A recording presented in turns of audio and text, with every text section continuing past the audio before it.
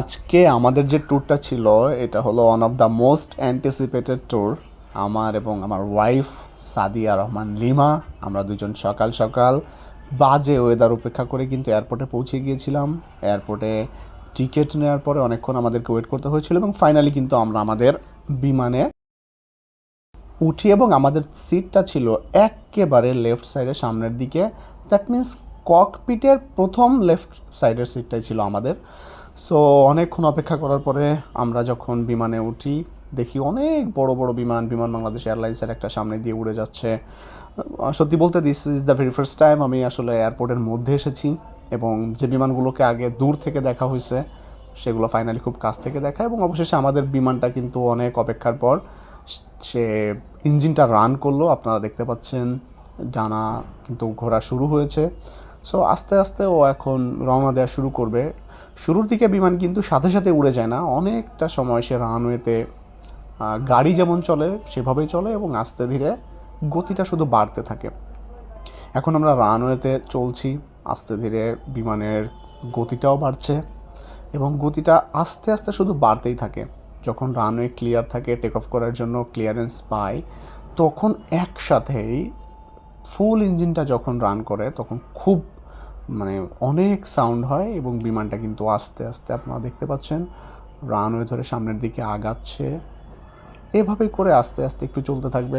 সত্যি বলতে বিমানের এই জার্নিটা আমার জন্য অনেক বেশি অ্যামেজিং ছিল, ফ্যাসিনেটিং ছিল, because this is the very first time আমি এয়ারলাইন করেছি এবং ফ্লাই করব।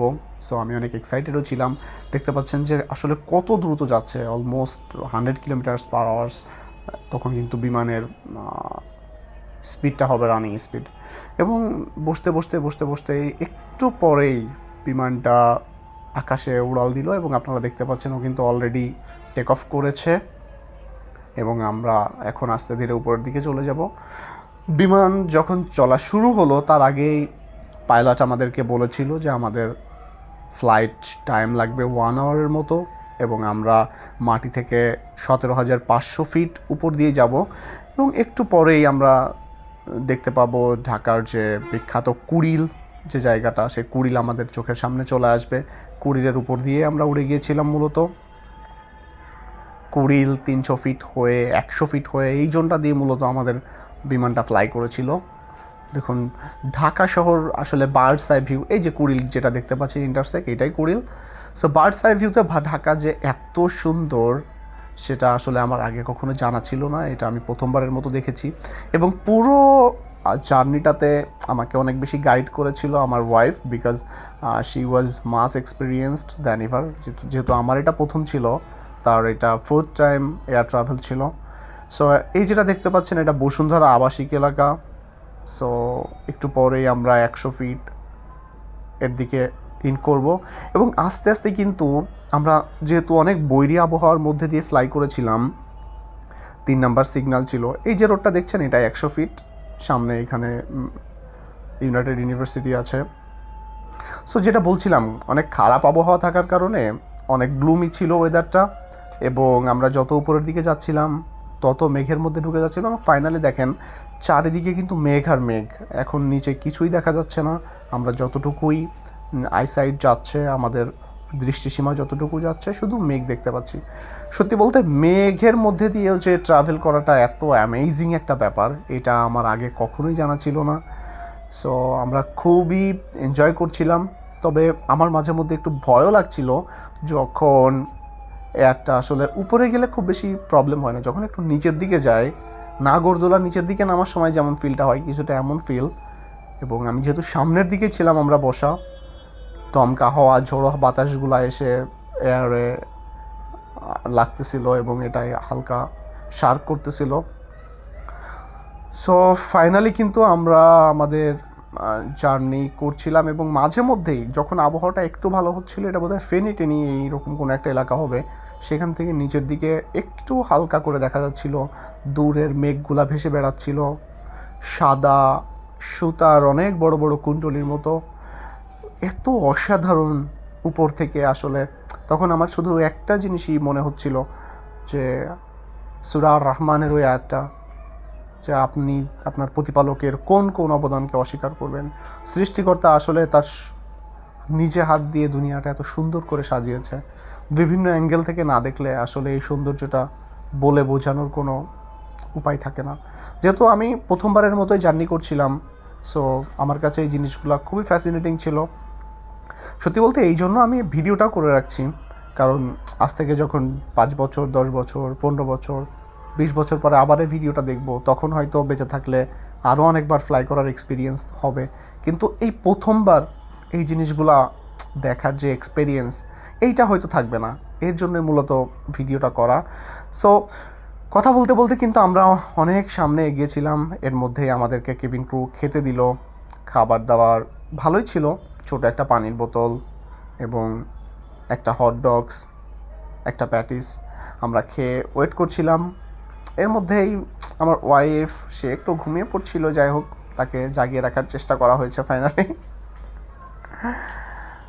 দেখুন, এখন কিন্তু আমরা আরও উপর দিয়ে যাচ্ছি মেঘের, এবং আশেপাশে যা দেখা যাচ্ছে শুধু মেঘ আর মেঘ।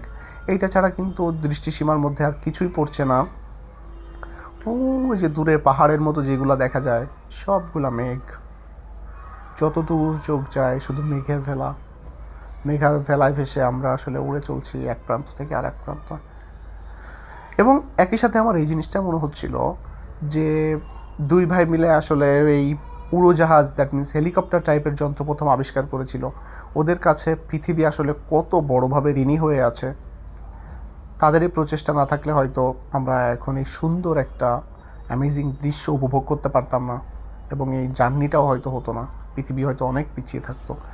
হোয়াট এভার ইট ইজ, বলতে বলতে কিন্তু আমরা অনেক দূর পর্যন্ত পৌঁছিয়ে গেছি। হয়তো আমরা কক্সবাজারের খুব কাছাকাছি চলে আসছি আমার কাছে যেটা মনে হচ্ছে।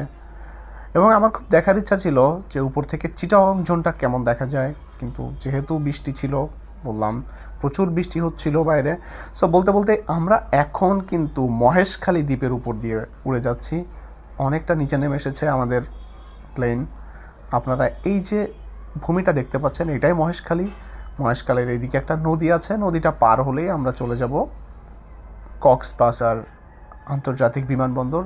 যদিও কক্সবাজার আন্তর্জাতিক বিমানবন্দরের নামকরণ করা হলেও এখনও পর্যন্ত কিন্তু কক্সবাজার ইন্টারন্যাশনাল এয়ারপোর্ট থেকে ইন্টারন্যাশনাল ফ্লাইগুলা চালু হয়নি। আজকে আমি যখন কথা বলছি, এটা আমাদের 10 তারিখের একটা ভিডিও, 10 তারিখ 2026 সালের জুলাই মাসের। সো আমরা এখন নদী পার হচ্ছি।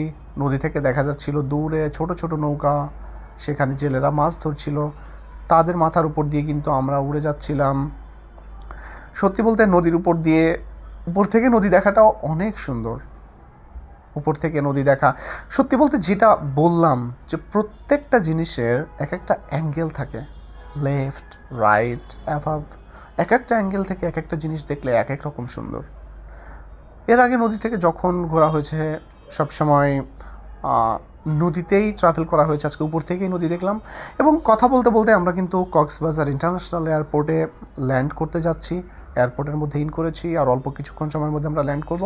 এবং ফাইনালি আমরা কিন্তু ল্যান্ড করলাম। সো উড্ডয়নটা যত বেশি অ্যামেজিং এবং ভালো লাগে, ল্যান্ড করাটা আসলে একটু বুক থুক থুক থুক থুক করে।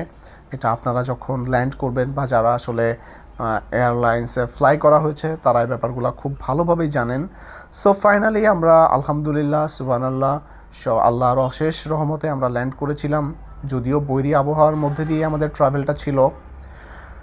সো ফাইনালি আমরা ল্যান্ড করেছি। একটু সময়ের মধ্যেই আমরা আমাদের চোখের সামনে ভিজিবল হবে কক্সবাজার ইন্টারন্যাশনাল এয়ারপোর্টের ticket counter, that means airport terminal. আমরা টার্মিনালের দিকে এগিয়ে যাচ্ছি অনেক দ্রুত গতিতে। কক্সবাজার এয়ারপোর্টটা আসলে আমি খুব বেশি এয়ারপোর্ট ঘুরে দেখা হয় নাই। হজরত শাহজালাল দেখেছি, আর আজকে কক্সবাজারেই ল্যান্ড করলাম। এখানে একটাই মাত্র রানওয়ে, দুই দিক থেকেই বিমান ওঠানামা করে। সো খুব বেশি বড় না, আবার এক্সটেনশনের কাজ চলছে, যেহেতু এটা আন্তর্জাতিক পর্যায়ে উন্নীতকরণের জন্য সরকার একটা বাজেট পাস করেছে, খুব দ্রুত সেই কাজটাও চলমান। সো আমাদের বিমানটা বামে বাঁক নিয়ে এখন কক্সবাজার টার্মিনালের দিকেই মুভ করছে। আমরা আমাদের লাগেজগুলো কিন্তু যখন চেক ইন করি এয়ারপোর্টে, হজরত শাহজালাল ইন্টারন্যাশনাল এয়ারপোর্টে, তখন কিন্তু আমরা বোর্ডিংয়ে দিয়ে দিয়েছিলাম ওটা ওইভাবে যাবে, ওটা আমাদের কাছে নাই। সো ফাইনালি আপনারা দেখতে পাচ্ছেন কক্সবাজারের বিল্ডিংগুলো আমাদের চোখের সামনে আসছে। এদিকে আর একটা প্লেন ওয়েট করছে উড়ে যাওয়ার জন্য। আমরা অবশেষে আস্তে ধীরে এগিয়ে চললাম কক্সবাজার ইন্টারন্যাশনাল এয়ারপোর্টের টার্মিনালের দিকে। এবং ফাইনালি কিন্তু আমাদের যে অসাধারণ 1 আওয়ারের একটা জার্নি ছিল, সেই জার্নিটা শেষ হলো। এবং it was really very very much fascinating for me, because I have already mentioned that this is the very first time I have ever fly on the plane. So, tata bye bye. Thank you so very much for having with me on this time. Allah Hafiz.